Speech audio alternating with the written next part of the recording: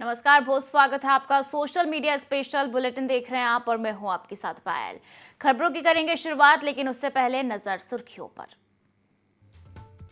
भारत और रूस के बीच हुई डील, जबलपुर ट्रेन में सनसनीखेज वारदात हुई। इसके अलावा यात्री को अज्ञात लोगों ने मारे 50 से ज्यादा चाकू। जयपुर हाईटेंशन लाइन से बस में आग, 3 की मौत। एमपी के 10 जिलों में भारी बारिश का अलर्ट।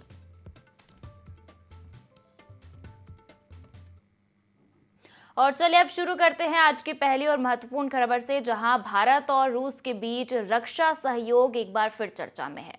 7 साल पहले जिसे भारत ने तकनीकी सीमाओं के कारण ठुकरा दिया था, वही रूसी लड़ाकू विमान Su-57 अब भारत की एयरफोर्स की जरूरत बनता दिख रहा है। रूस ने भारत को 84 Su-57 स्टील्थ फाइटर जेट्स की पेशकश की है और सूत्रों के मुताबिक इस डील पर बातचीत लगभग फाइनल स्टेज में पहुंच चुकी है। इन विमानों की पहली 2 स्क्वाड्रन रूस से सीधे भारत को मिलेगी, जबकि बाकी 3 से 5 स्क्वाड्रन का निर्माण हिंदुस्तान एरोनॉटिक्स लिमिटेड यानी HAL द्वारा भारत में किया जाएगा। रूस ने इसमें भारतीय हथियारों जैसे अस्त्रा मिसाइल और रुद्रम सीरीज को एकीकृत करने की भी पेशकश की है। ये प्रस्ताव भारत के लिए रणनीतिक रूप से बड़ा कदम साबित हो सकता है, और खासकर तब जब MiG-21 विमानों की रिटायरमेंट और AMCA प्रोजेक्ट की देरी के बीच IAF की स्क्वाड्रन ताकत पर दबाव है। तो देखिए, रिपोर्ट्स के मुताबिक रूस ने भारत को Su-57 की कुल 84 यूनिट्स का पैकेज ऑफर किया है। इनमें से शुरुआती 2 स्क्वाड्रन रूस से सीधे सप्लाई की जाएंगी और बाकी का निर्माण भारत में HAL के सहयोग से होगा। इस मॉडल से भारत को मेक इन इंडिया के तहत स्थानीय प्रोडक्शन का अनुभव मिलेगा। साथ ही रूस ने यह भी साफ किया है कि वह भारतीय टेक्नोलॉजी और मिसाइल सिस्टम को अपने प्लेटफॉर्म में शामिल करने को तैयार है, जो भारत की सोवरेन डिफेंस पॉलिसी के लिए अहम है।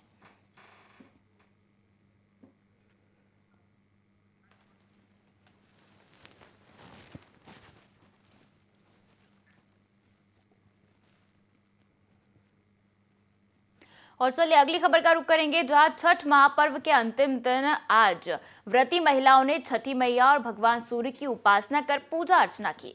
इस मौके पर देश भर में अलग ही उत्साह नजर आया। 25 अक्टूबर को नहाय खाए से शुरू हुआ ये महापर्व आज उगते हुए सूरज को उषा अर्घ के साथ खत्म हो गया। इसके साथ ही 36 घंटे का निर्जला उपवास खत्म हो गया। देश के साथ विदेश में भी छठा महापर्व मनाया गया और बिहार, यूपी, राजस्थान, मध्य प्रदेश, दिल्ली, महाराष्ट्र से इसकी तस्वीरें भी सामने आई, जहां ठंड बढ़ने के बावजूद महिलाएं पानी में खड़ी नजर आई। भारत के साथ ही ऑस्ट्रेलिया, अमेरिका, कनाडा, ब्रिटेन समेत दुनिया भर के कई देशों में भी भारतीय व्रतियों ने सोमवार को सूर्य को अर्घ दिया।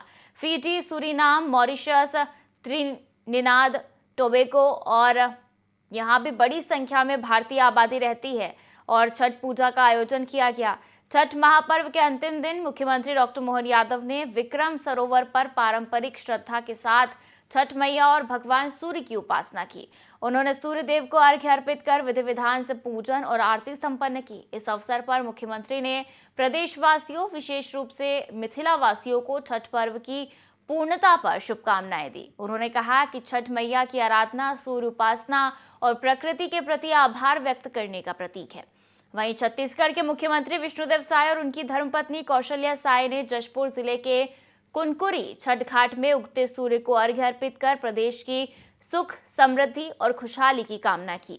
मुख्यमंत्री ने प्रदेशवासियों को छठ पर्व की शुभकामनाएं दी और कहा कि अपने विधानसभा क्षेत्र में यह पर्व मनाना सौभाग्य की बात है।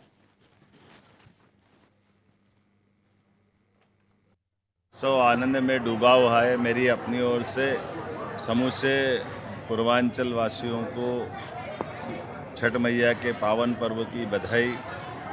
ये हमारी माता बहनों के कठिन व्रत के बाद पूरे परिवार के कुशल क्षेम के साथ देश और प्रदेश की प्रगति के लिए उनका उत्साह, उमंग और उनके मन के संकल्प से हमारी सनातन संस्कृति की रक्षा भी होती है।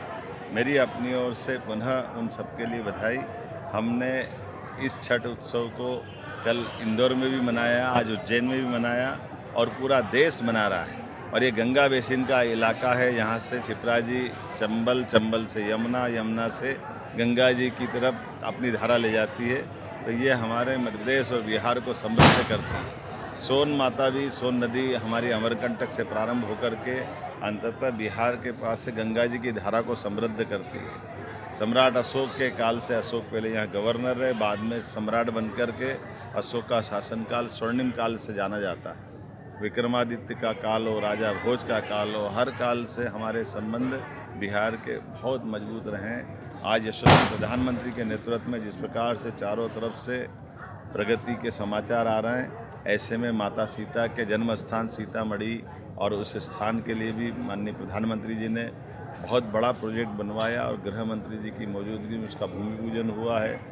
भगवान श्री राम का तो बिहार के साथ उनके दामाद का संबंध है। ऐसे में भगवान के उस दिव्य मंदिर के आधार पर हमारी सनातन संस्कृति का भाव और समृद्ध होता है। मैं आज के इस अवसर पर सारे बिहार के मित्रों को, सभी माता बहनों को, पूरे भारतवासियों को छठ मैया की बधाई देता हूँ। यहाँ हमने मिथिलांचल घाट बनाने की घोषणा की है। विक्रम सरोवर के किनारे ये घाट जो बन रहा है उसको और बड़ा करेंगे और छठ मैया की जो जो व्यवस्थाओं के लिए इंदौर में भी हमने कई तालाब और बाकी घाट बनाने की बात कही। पूरे प्रदेश में जहाँ जहाँ भी हमारे पूर्वांचल के भाई बहन चाहेंगे या छठ महोत्सव में हम सारी सुविधा बढ़ाते जाएंगे। समस्त छत्तीसगढ़ वासियों को और फुलपुरी विधानसभा के वासियों को छठ महापर्व की बहुत बहुत बधाई और शुभकामनाएं। और हम हर बार पहले सांसद के नाते, अब फुलपुरी विधानसभा के विधायक के नाते प्रयास रहा है कि हर छठ में हम यहाँ पर व्रतियों का दर्शन करें, सूर्य भगवान को अर्घ दें और छठी मैया की पूजा करें। इस बार भी हमारा सौभाग्य है कि कल बुलबुला में हम थे और वहाँ पर सूर्य देवता को अर्घ दिए और आज उगते सूर्य को अर्घ दिए हैं और छठी मैया और सूर्य भगवान से निवेदन किए हैं कि छत्तीसगढ़ में खुशहाली हो, सबके घर में सुख और समृद्धि हो। और अभी जो फुलपुरी का छठ घाट है उसके लिए 5,17,00,000 रुपया की स्वीकृति हुई है, दिलाए हैं और एक अच्छा छठ घाट यहाँ पर बन के तैयार होगा। तो हमको लगता है अगले साल का छठ आते आते ये बन के तैयार भी हो जाएगा। और कल जुलजुला में भी मांग आई, वहाँ के लोगों ने भी मांग किया कि वहाँ भी छठ घाट का निर्माण होना चाहिए। वहाँ पर सीरी नदी में छठ मनाते हैं, तो वहाँ भी अगले छठ के पहले एक अच्छा घाट बन के तैयार होगा। अच्छी बात है, चुनाव आयोग के इस कदम को इसका स्वागत करते हैं और चुनाव आयोग को धन्यवाद देते हैं। SIR हो जाना चाहिए। जयपुर में मंगलवार को एक बस हाई टेंशन लाइन से टकरा गई। बस में करंट आ गया जिसके बाद आग लग गई। हादसे में उत्तर प्रदेश के रहने वाले 3 लोगों की मौत हो गई, 10 मजदूर झुलस गए। बस के ऊपर सिलेंडर भी थे जिनमें से एक में विस्फोट हुआ। मामला जयपुर शहर से 50 किलोमीटर दूर मनोहरपुर इलाके का है। जयपुर कलेक्टर जितेंद्र सोनी ने बताया कि 65 मजदूरों को टोडी स्थित ईंट भट्टे पर लाया जा रहा था। इसी दौरान हादसा हो गया। इसमें गंभीर रूप से घायल 5 लोगों को जयपुर रेफर किया गया। देश में बीते 14 दिनों में बस में आग की यह 5वीं घटना है। इससे पहले 14 अक्टूबर को जैसलमेर में बस में आग लगी थी। इसके बाद 24, 25 और 26 अक्टूबर को आंध्र प्रदेश, यूपी और MP में भी ऐसे ही हादसे हुए।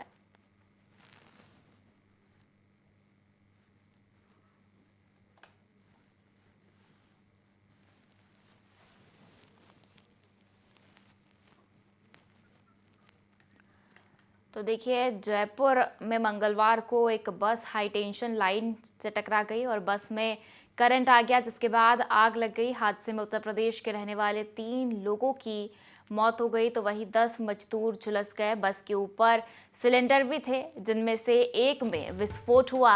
मामला जयपुर शहर से 50 किलोमीटर दूर मनोहरपुर इलाके का है। जयपुर कलेक्टर जितेंद्र सोनी ने बताया कि 65 मजदूर को जो है टोडी स्थित ईंट भट्टे पर लाया जा रहा था। इसी दौरान हादसा हो गया। इसमें गंभीर रूप से घायल 5 लोगों को जयपुर रेफर किया गया।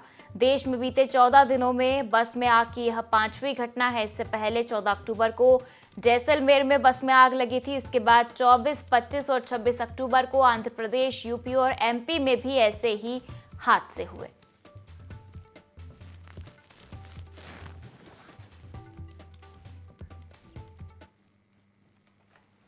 और सतना जिले के नागौद थाना क्षेत्र में सीएम राइज स्कूल के सामने एक यात्री बस अनियंत्रित होकर पलट गई।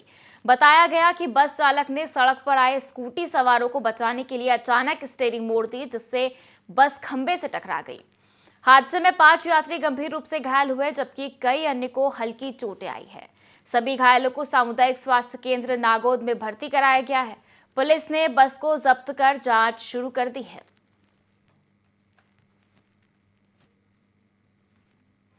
तो देखिए, सतना से ये खबर है जहां अनियंत्रित होकर यात्री बस पलट गई। आपको बता दें कि बस में 35 यात्री सवार थे। सतना जिले के नागौद थाना क्षेत्र में सीएम राइज स्कूल के सामने की ये घटना आपको बता रहे हैं, जहां यात्री बस अनियंत्रित होकर पलट गई।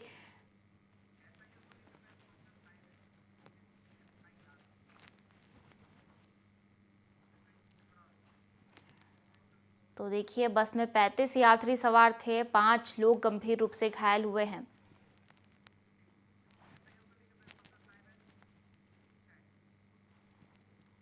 और खबर शिवपुरी से है, जहां पिछोर में वायरलेस टावर पर युवक चढ़ गया। पुलिस की समझाइश के बाद युवक उतरा। 5 सालों से बिजली विभाग की लापरवाही से युवक परेशान है। अधिकारियों के चक्कर लगाने के बाद भी न्याय नहीं मिला। निजी खर्च से केबल डाली, विभाग ने उस पर भी केस बना दिया। तो देखिए, शिवपुरी से खबर है, जहां पिछोर में वायरलेस टावर पर युवक चढ़ गया। पुलिस की समझाइश के बाद भी युवक नहीं उतरा और तो देखिए, कड़ी मशक्कत के बाद युवक को नीचे उतारा गया। 5 सालों से बिजली विभाग की लापरवाही से युवक परेशान है। अधिकारियों के चक्कर लगाने के बाद भी न्याय नहीं मिला। निजी खर्च से केबल डाली, विभाग ने उस पर ही केस बना दिया।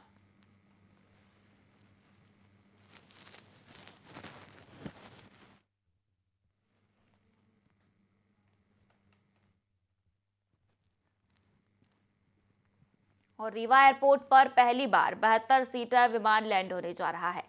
यह एक ट्रायल फ्लाइट है, जिसके सफल होने के बाद नवंबर से नियमित उड़ानें शुरू की जाएंगी। अभी तक यहां से केवल 6 और 12 सीटर विमान ही उड़ान भरते थे, लेकिन अब विंध्यवासियों के सपनों को नई उड़ान मिलने वाली है। एयरपोर्ट अथॉरिटी ने रनवे और सभी तकनीकी सुविधाओं की जांच पूरी कर ली है।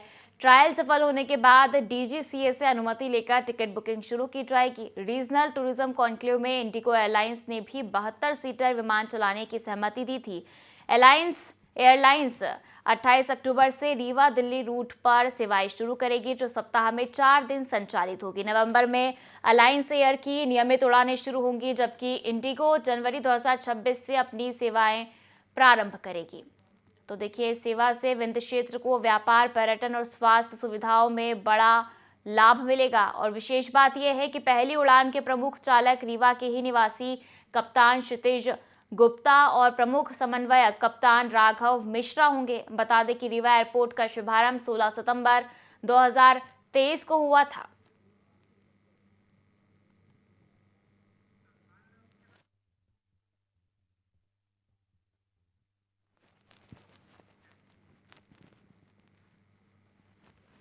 और इस बुलेटिन में फिलहाल इतना ही। आप बने रहिए IND24 के साथ। नमस्कार।